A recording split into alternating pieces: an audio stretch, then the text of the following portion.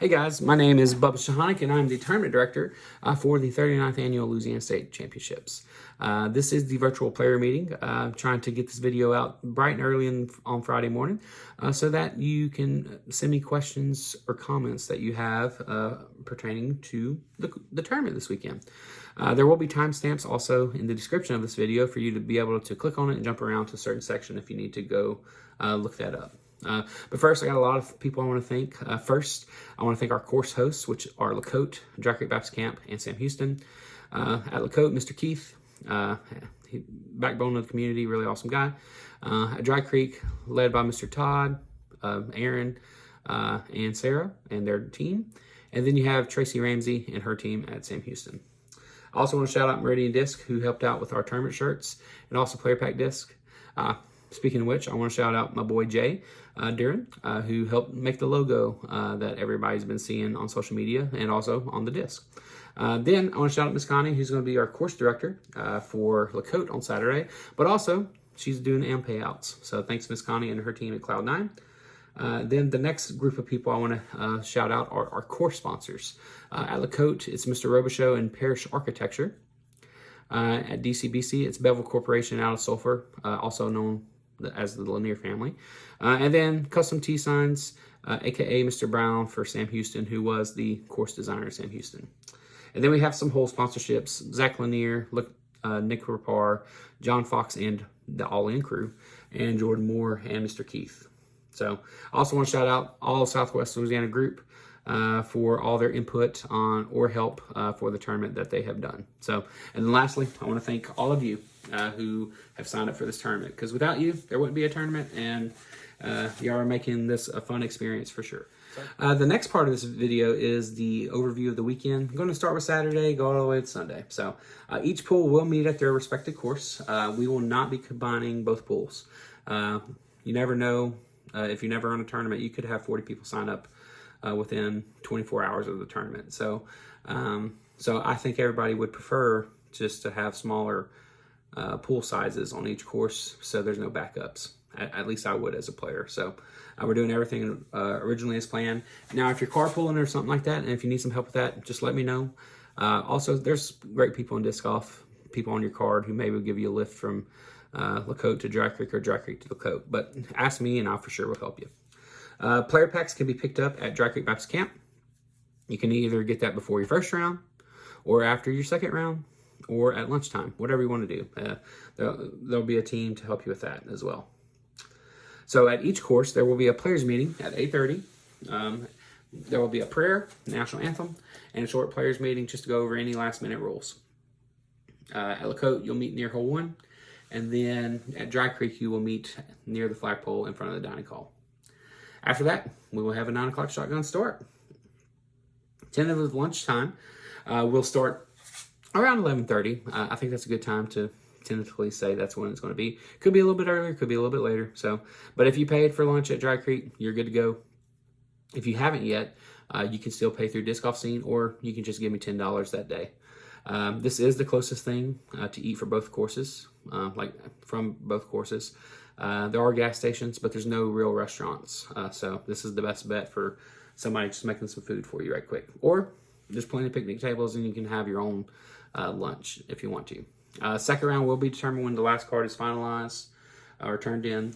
And I would expect the start time to be around 1 o'clock. I think that's about the perfect time for it to happen.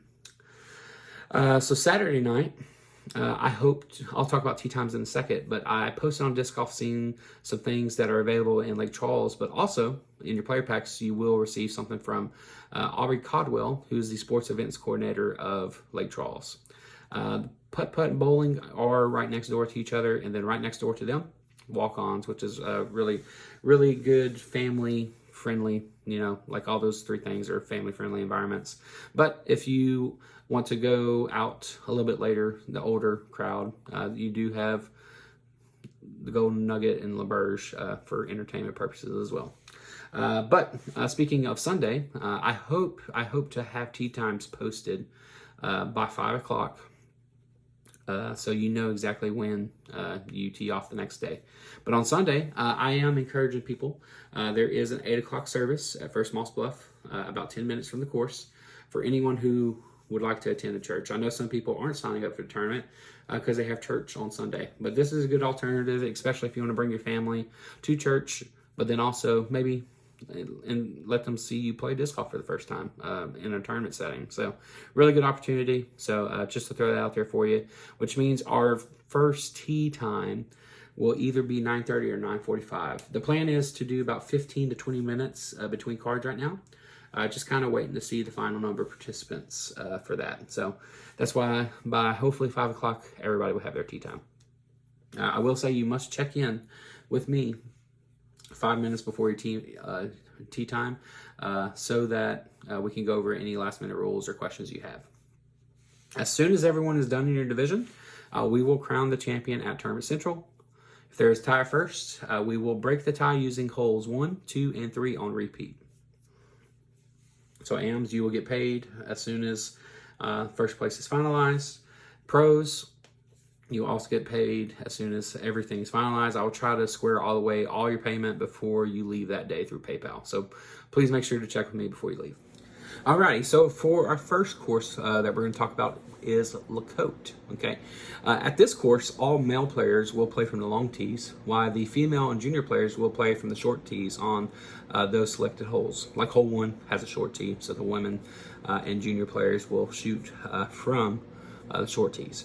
But general OB rules here at Cote.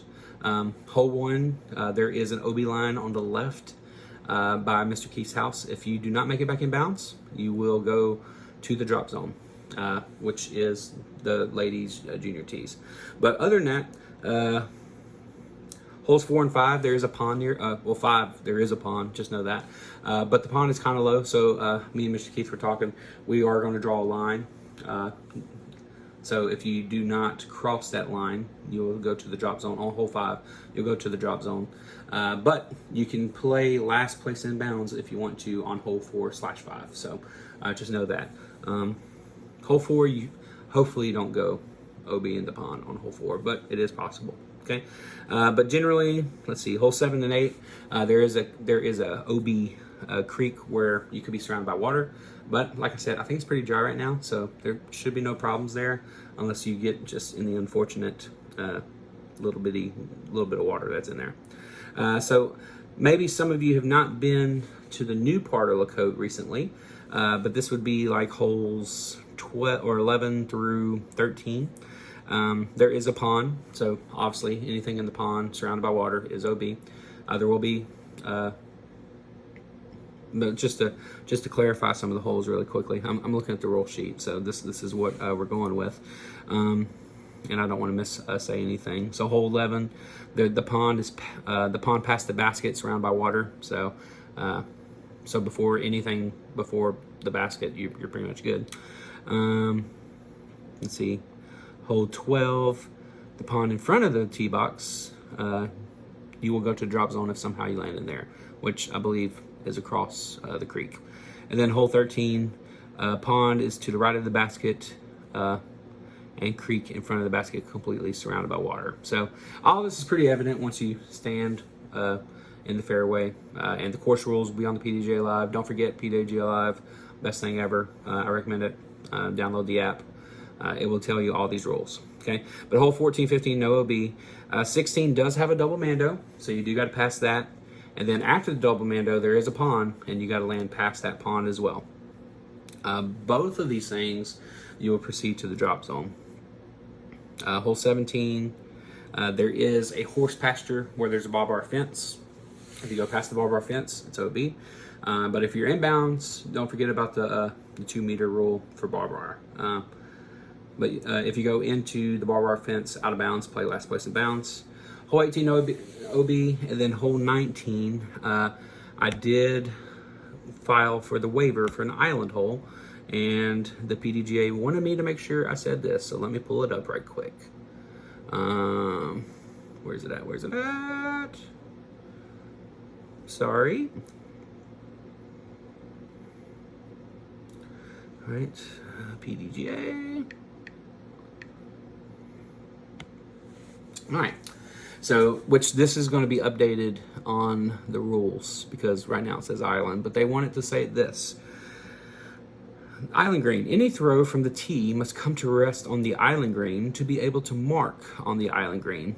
Throws from the tee that don't come to rest on the island green must proceed to the drop zone with a penalty throw. All other throws use normal OBs. Okay, so that will be what's on the PDGA Live app. That's not what in this caddy book.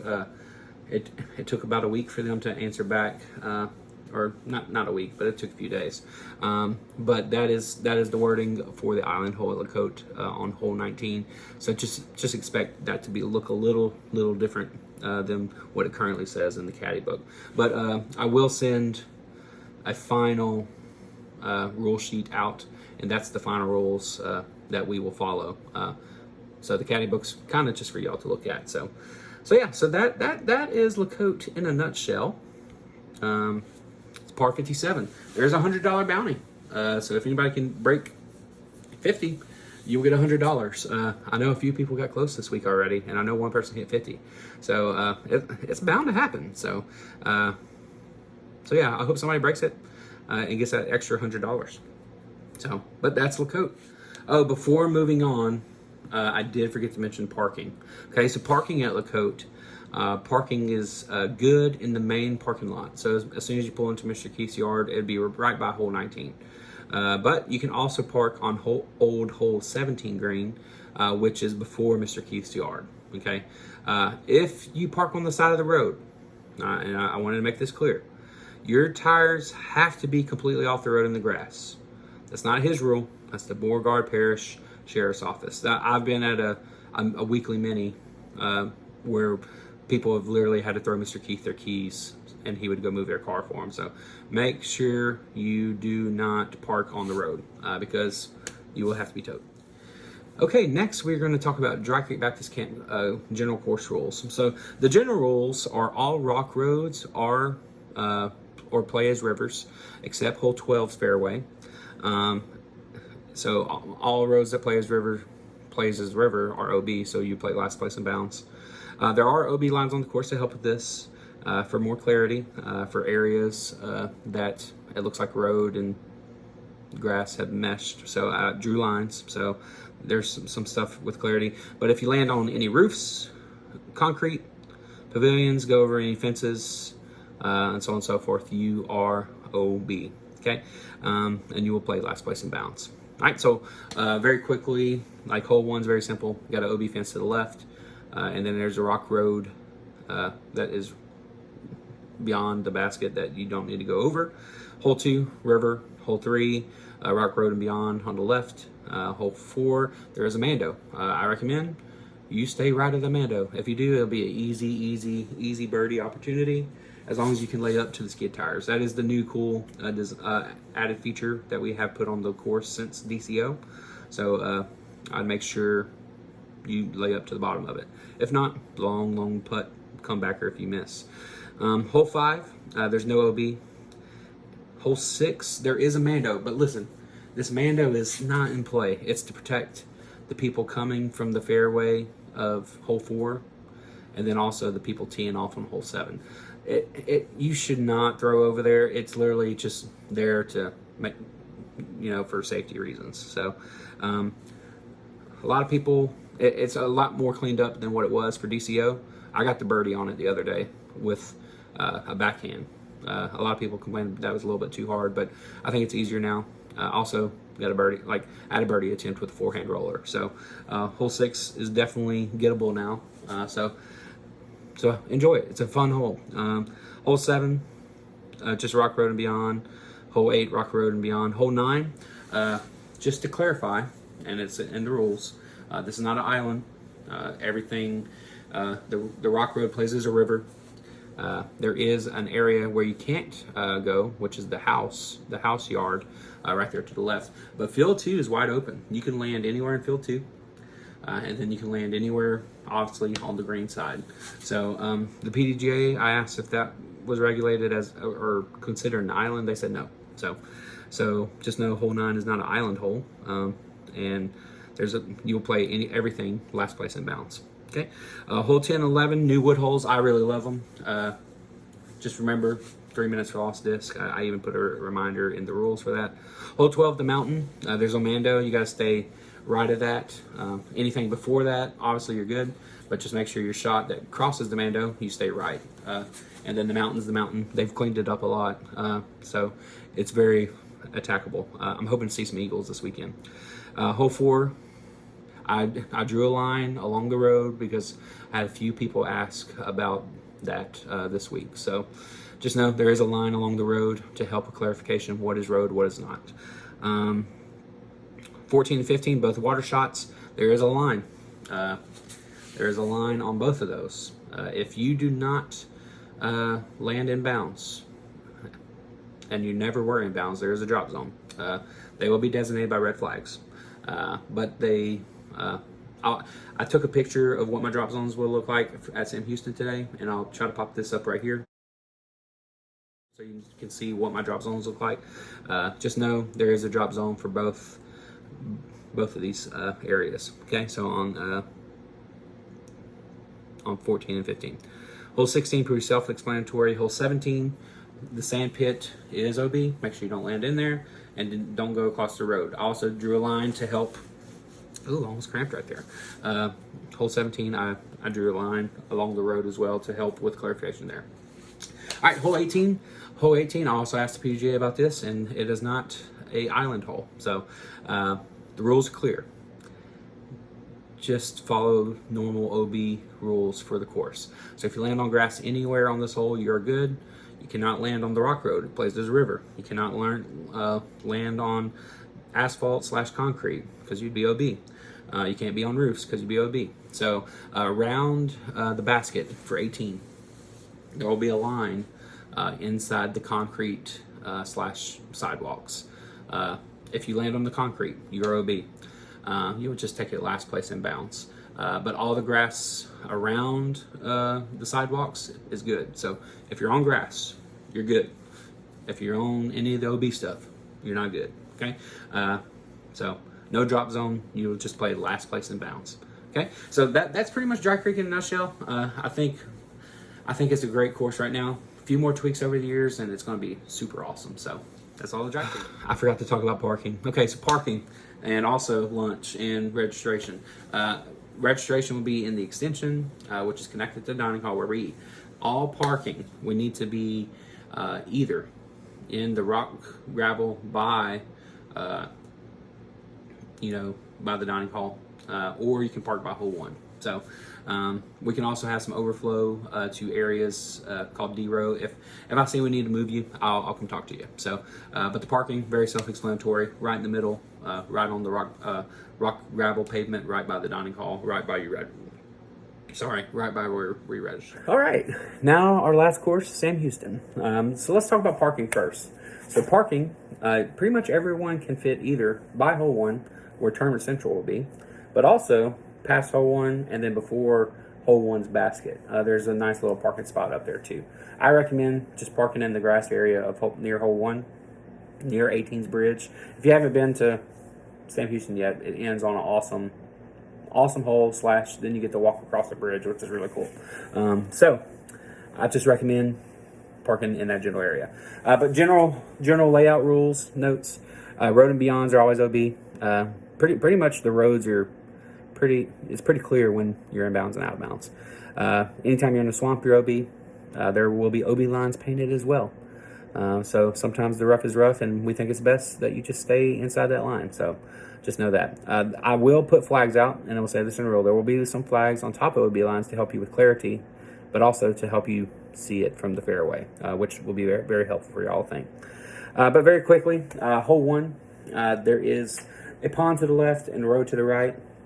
If for some reason you never make it back in bounds, there is a drop zone where you can proceed to the drop zone or play last in bounds. So just know that for blue and red tees. Hole 2, there's an OB line on the right in the rough. There's also a road. I will probably flag the ditch area heading to the basket because it wouldn't hold the paint today.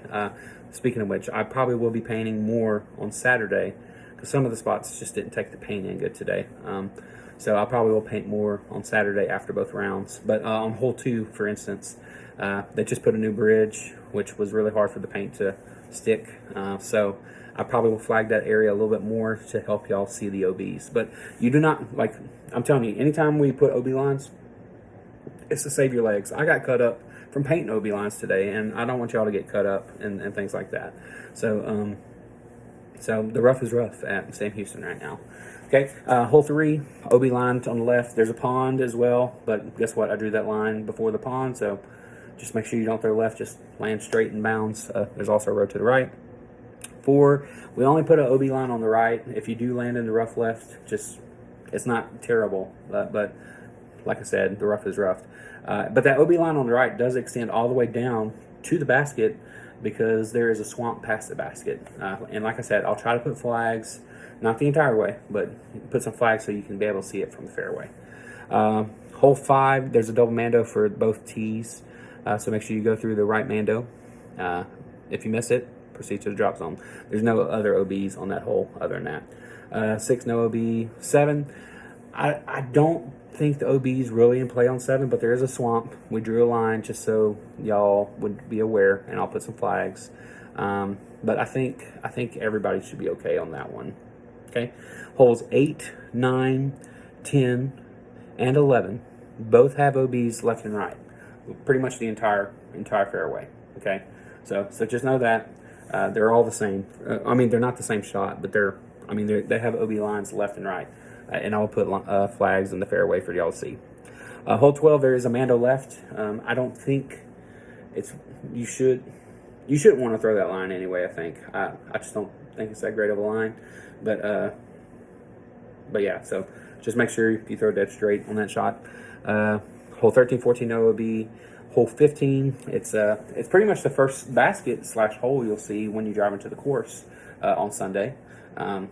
It is dead straight along the road, and then there's a lot of rough on the right, so you want to land definitely just in the short grass. So OB line right. 16, just the road and beyond is OB, and then everything else you gotta figure out. And then hole 17, 18, there are OB lines left and right. The swamp comes into play on 18 if you go too far left. But other than that, I mean, that's pretty much the rules of the course.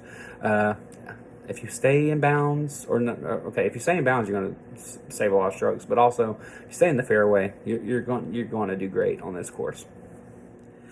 Well, that is the end of the virtual player meeting. So I hope I answered any questions that you may have had. I hope I didn't make anything too confusing. I try to be very clear, concise, to the point. I know it's about to be a long video, but just be on the lookout for, the paper version of what I just said too. I just know some people like hearing it more than reading it. So that's why I wanted to do this. But if you have any questions, reach out to me. Like I said, I'm excited for the weekend. I wish I could be playing, but I think it's best I don't, just because, even though I really do want to play. I've played probably every Louisiana state since 2017, I think. And that's when I started playing disc golf, maybe 2018. So, but love Louisiana disc golf. Hope we continue to grow in our area.